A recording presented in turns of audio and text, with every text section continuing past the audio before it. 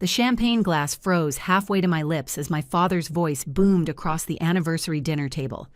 Everyone's going to Hawaii except Morgan. Someone needs to stay back and handle the dogs and watch Sienna's twins.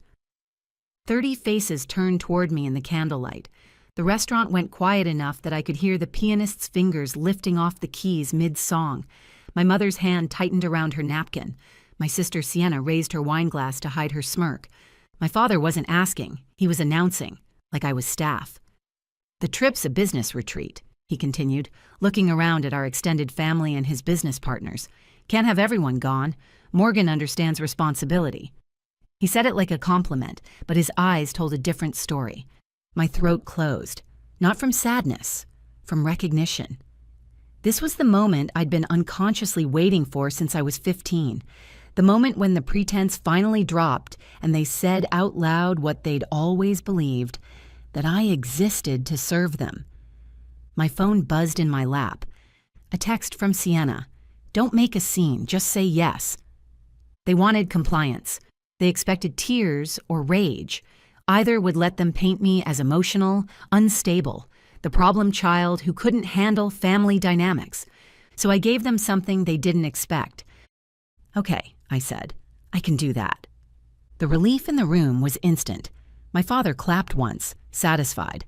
That's my practical kid, always knows what's important. What he didn't know was that practical meant I'd just decided to stop being the family's unpaid forensic accountant and start being their worst nightmare. My name is Morgan. I'm 34, and for the past 6 years, I've been the invisible architect holding my father's construction empire together with spreadsheets and silence. This is the story of how I stopped fixing their problems and started documenting their crimes. Before I explain what I found in my father's home office during those 7 days alone and how I turned their Hawaiian vacation into a federal investigation, drop a comment telling me where you're watching from. I want to know how far this truth travels. The dinner ended with hugs and well wishes. My mother squeezed my shoulder. "You're a good daughter, Morgan. Not everyone would be so understanding." Understanding. That's what they called it when you swallowed your dignity. Sienna cornered me by the coat check, pressing a thick 3-ring binder into my hands. "Everything's in here. The dog's feeding schedule, the twins' bedtime routine, plant watering, pool maintenance. There's a lot, so don't screw it up." I looked at the binder. Each tab was color-coded and labeled in her precise handwriting. She'd spent hours preparing this manual for her free babysitter. "Got it," I said. "Oh, and the security code," she added.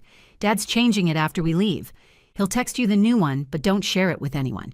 He's worried about, well, security." I knew exactly what that meant. He was worried about me having access when he wasn't there to supervise. That night, I sat in my apartment, a studio in Stamford that I could barely afford on the poverty wages my father called family support payments, and I opened my laptop. To the outside world, I looked like a failure. A woman in her mid-30s with no real career, living paycheck to paycheck, still attached to her parents' household. My old college friends had stopped inviting me to reunions. Even my cousin Blake had stopped calling after I missed his wedding, because my father needed me to prepare documents for a tax audit. What nobody knew was that I wasn't some aimless dependent. I was a CPA with a master's degree in forensic accounting from NYU. And for 6 years, I'd been the only thing standing between my father's construction company and federal prison. It started the summer after I graduated. My father, Russell, called me into his office at the company headquarters. The business was hemorrhaging money, unpaid contractor settlements, IRS penalties, a lawsuit from a former employee claiming wage theft. "I need help," he'd said. "Real help. Not some expensive firm that's going to judge us or ask too many questions. Family helps family, Morgan. I need someone I can trust." He made it sound like an honor, like he was choosing me. What he was actually doing was making me complicit. I spent that summer restructuring the books, creating legal shields, setting up proper payroll systems to replace the under-the-table payments he'd been making for years. I thought I was saving the family business. I thought I was proving my worth. Then I found the first shell company. It was hidden in a subsidiary LLC, barely connected to the main business on paper. But when I traced the money flow, I realized my father wasn't just cutting corners. He was running an entire shadow operation. Fake employees collecting paychecks, materials ordered for projects that didn't exist, money moving offshore through accounts in the Cayman Islands. I confronted him. He poured us both whiskey and explained it like he was teaching me a trade. This is how business works in the real world, sweetheart. You think the big developers don't do this? You think the guys building those luxury condos in Manhattan are playing by the rules? The system is rigged for people who know how to work it. This is fraud, Dad. It's survival. And if you want this company to still exist when I'm gone, you'll help me protect it. He didn't threaten me that night. He didn't need to. He just reminded me that my name was already on documents, that I'd signed tax returns as the preparer, that if anyone ever looked too closely, they'd see my credentials, my signatures, my work. I'd already become the insurance policy. So I kept going. I managed the offshore accounts. I cleaned up the payroll disasters created by Trevor, Sienna's husband, whose tech startup was just a funnel for tax-free cash. I lived in a state of constant low-grade terror, knowing that if the walls came down, I'd be buried in the rubble. I did it because I believed in one fundamental truth. If I worked hard enough, if I saved them enough times, they would finally see me. They would finally value me. Then came the email that changed everything. It was 2 years ago. I was working late at the house, helping my father prepare for a state inspection. His computer was open, and a notification popped up, an email thread between him and Trevor. The subject line: The Morgan Problem. I shouldn't have clicked it, but I did. Russell. She's asking about a salary again. Wants benefits. Trevor. Jesus, tell her no. She's not going anywhere. Where else would she work? Who else would hire her? Russell. Exactly. She's too scared to leave and too unmarketable to get a real job. Free labor is the best kind. And if the feds ever come sniffing around, we've got the perfect fall guy. Everything traces back to her credentials. I sat there in the glow of the monitor, feeling something inside me crystallize. They didn't love me. They didn't even respect me. I was a human shield, a liability they were fattening up for slaughter. That night, I stopped being their fixer. I became their archivist. For 2 years, I copied everything, every fraudulent invoice, every fake payroll entry, every offshore transfer. I built a digital fortress of evidence, encrypted and backed up in 3 separate locations. I smiled at family dinners. I babysat Sienna's kids. I accepted their insults and their poverty wages and their casual cruelty. Because I knew something they didn't. I wasn't trapped in their system. They were trapped in mine. And the moment they left me alone in that house, the cage door was going to swing open. The morning of their departure was chaos. Sienna was screaming about a missing cosmetic bag. Trevor was hungover, wearing sunglasses indoors, looking like he'd aged 5 years overnight. My mother was directing the hired car service like a general commanding troops. My father pulled me aside just before they left. "There's something you need to handle while we're gone," he said, walking me into his office. He opened his desk drawer and pulled out a stack of envelopes, IRS notices, unopened. "These came last month," he said, dropping them in front of me. "They're flagging inconsistencies in Trevor's startup payroll. Make them go away." I looked at the envelopes. I'd warned him 8 months ago that moving money between the shell companies would trigger an audit. He'd ignored me. "Dad, these look serious. If they're auditing, fix it, Morgan." His voice went cold.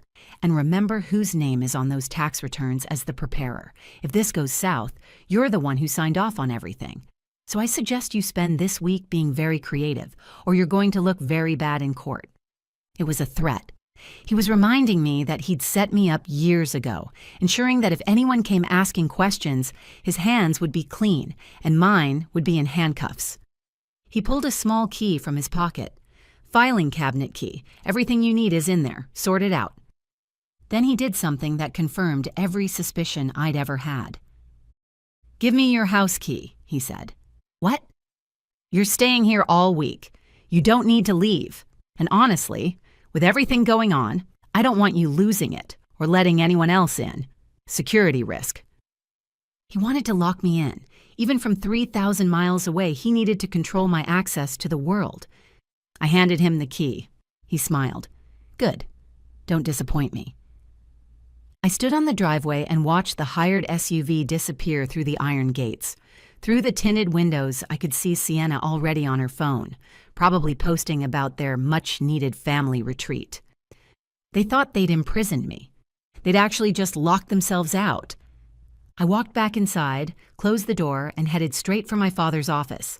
The moment the SUV turned the corner, the daughter died. The forensic accountant took over. I didn't waste time. I inserted the key into the filing cabinet, and it turned with a satisfying click. My father thought he was leaving me with a punishment, a week of scrambling to cover his tracks. What he'd actually done was give me unsupervised access to the crime scene. I sat down at his computer. The password was Russell2019, the year he incorporated his first shell company. Arrogance is always predictable. I bypassed the surface-level files he showed to auditors and navigated to the hidden partition. There it was, the shadow ledger. 6 years of systematic fraud, ghost employees, fake material orders, construction projects that existed only on paper, and right there, fresh from last week, a folder labeled Hawaii Leadership Summit. I opened it. He'd expensed the entire vacation, first-class flights, oceanfront villas, private chefs, spa treatments, as a mandatory business retreat. He was using company funds to pay for Sienna's vacation photos. It was beautiful in its stupidity. I plugged in my encrypted external drive and started the mirror copy. Every email, every doctored invoice, every offshore transaction. The progress bar crawled across the screen while I worked on the physical evidence. I emptied the filing cabinet. Original deeds, forged documents, the actual contracts showing the real numbers versus what had been reported. I packed everything into a waterproof document case. When the download finished, I ejected the drive and wiped down every surface I'd touched. The keyboard, the desk, the door handles. I wasn't just leaving. I was erasing myself from the scene. I walked into the kitchen. The binder of instructions sat on the marble counter where Sienna had left it. It looked absurd now, a relic from a life I no longer inhabited. I took the filing cabinet key and placed it on top of the binder. Then I pulled out a sticky note and wrote 4 words. I quit. Good luck. I grabbed my bag. Not the duffel of clothes my mother expected, but a secure case containing 6 years of federal crimes. And I walked out the front door. I left it unlocked, let the alarm chirp. It wasn't my house to protect anymore. I drove to JFK, but I didn't park in long-term economy like they'd expect. I pulled up to departures, left my keys with valet, and walked into the terminal. I wasn't flying to Hawaii to beg. I walked to the first-class counter for a direct flight to San Francisco. The agent smiled at me. Business or pleasure? I looked at the case in my hand. Inside was enough evidence to dismantle everything my father had built. Strictly business, I said.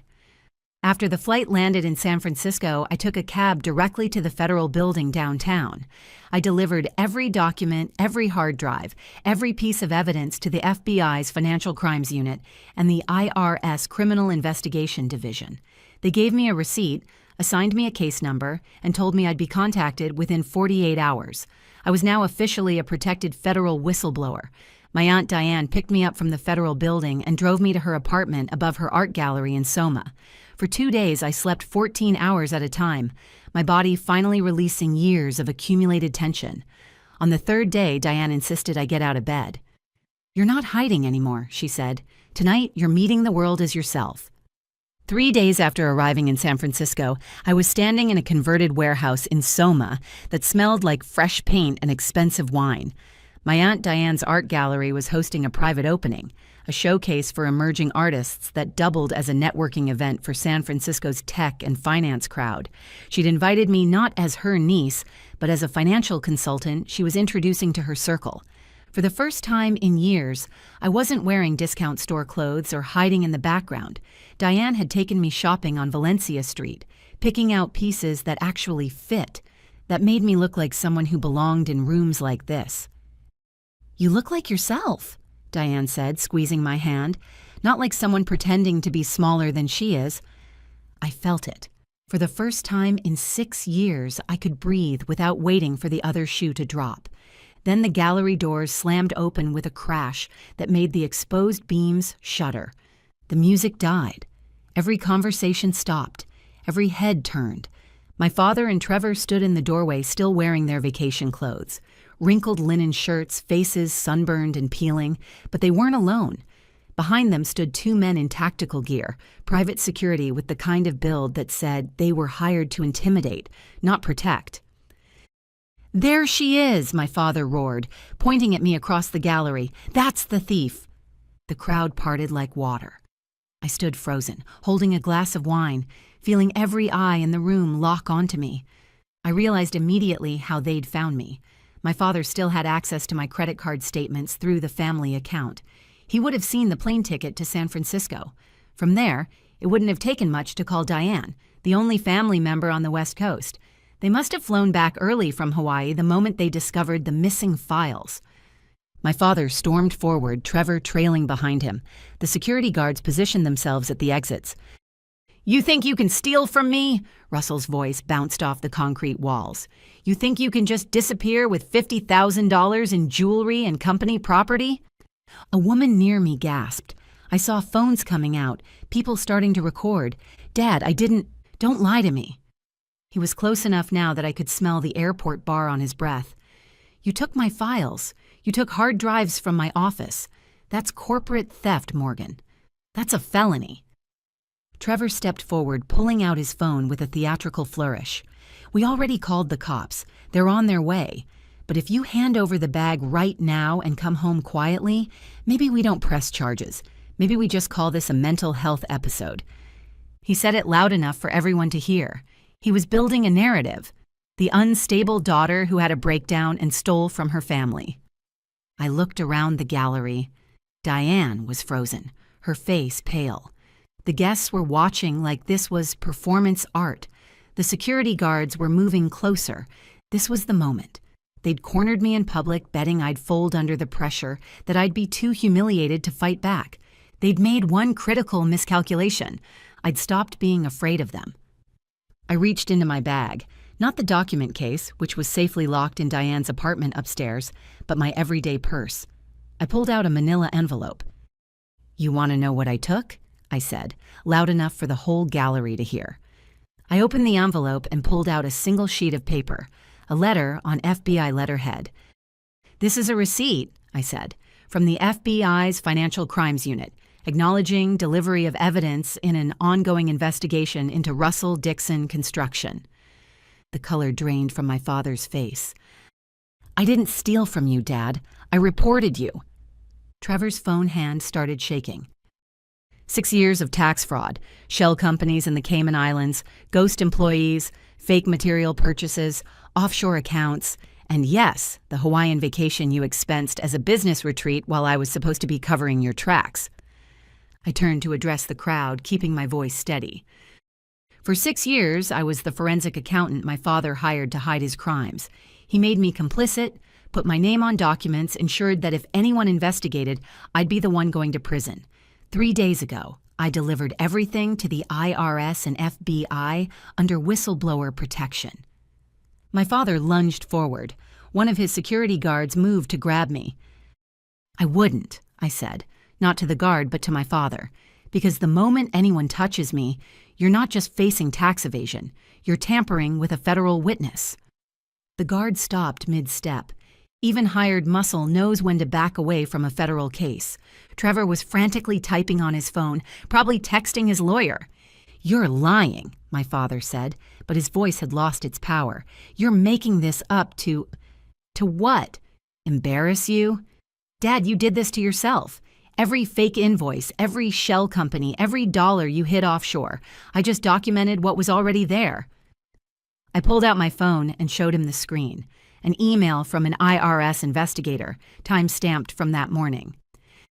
"They froze your accounts yesterday, all of them, including the offshore ones you thought nobody knew about." Russell's face went from red to gray. He staggered backward, and Trevor had to catch him. The gallery was dead silent. Then someone in the crowd spoke up, a woman in a designer suit who I recognized from Diane's introduction as a federal prosecutor. "If you're making allegations against a whistleblower in front of witnesses," she said calmly, "I'd strongly suggest you speak to an attorney before saying anything else." Trevor grabbed my father's arm.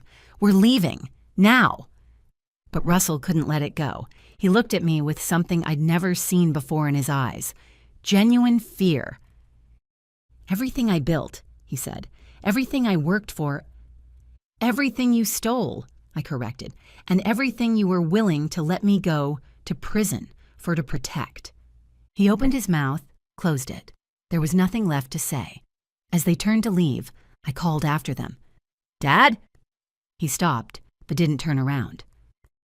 The house, the cars, the Hawaii villas, even Sienna's jewelry, it's all purchased with fraudulent money. The IRS is seizing everything.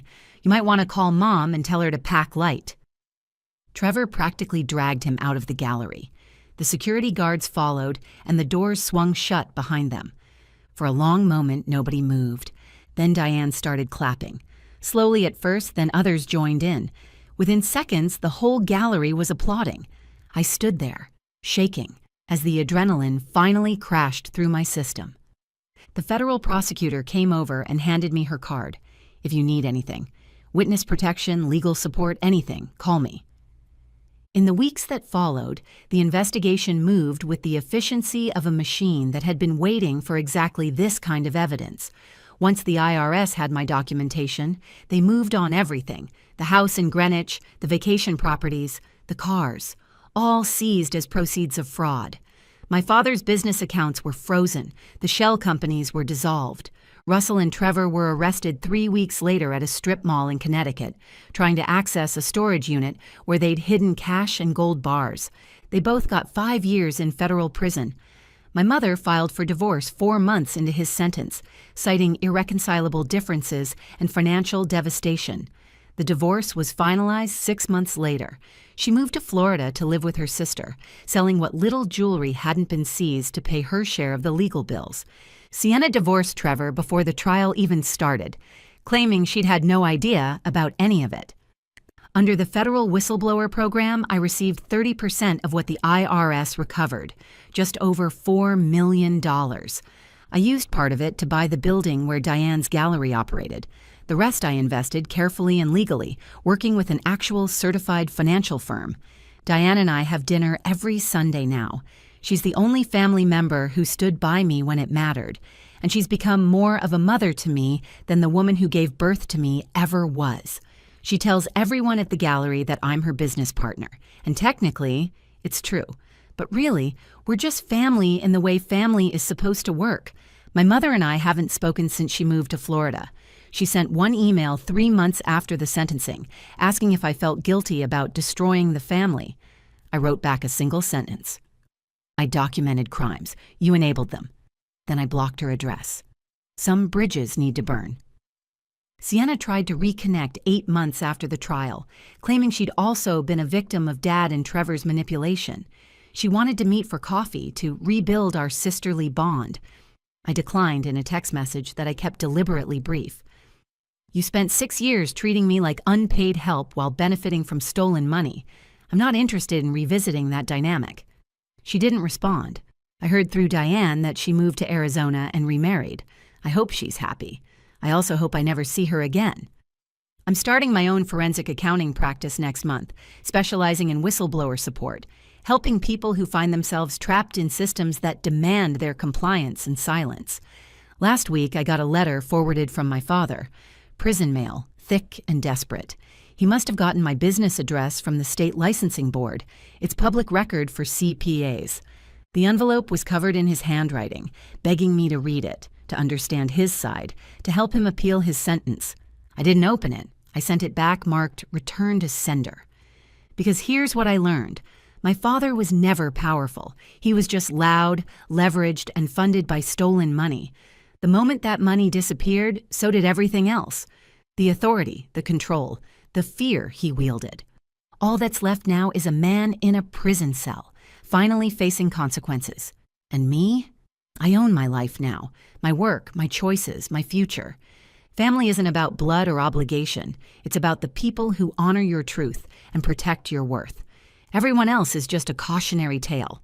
If this story hit home for you, if you've ever felt invisible in your own family or trapped in a system that demanded your silence, I see you. You're not crazy. You're not dramatic. You're not asking for too much. Hit that like button if this resonated. Drop a comment sharing your experience if you feel safe doing so. And subscribe because I'll be sharing more stories about what happens when we stop protecting people who never protected us. Before you go, here's a quick bonus for sticking around. If you love learning and growing like I do, you need to try audiobooks. I've got an exclusive deal with Audible. Your first month is completely free. That's access to over 500,000 titles, zero cost to you. All the details are waiting in the description. Don't miss this one.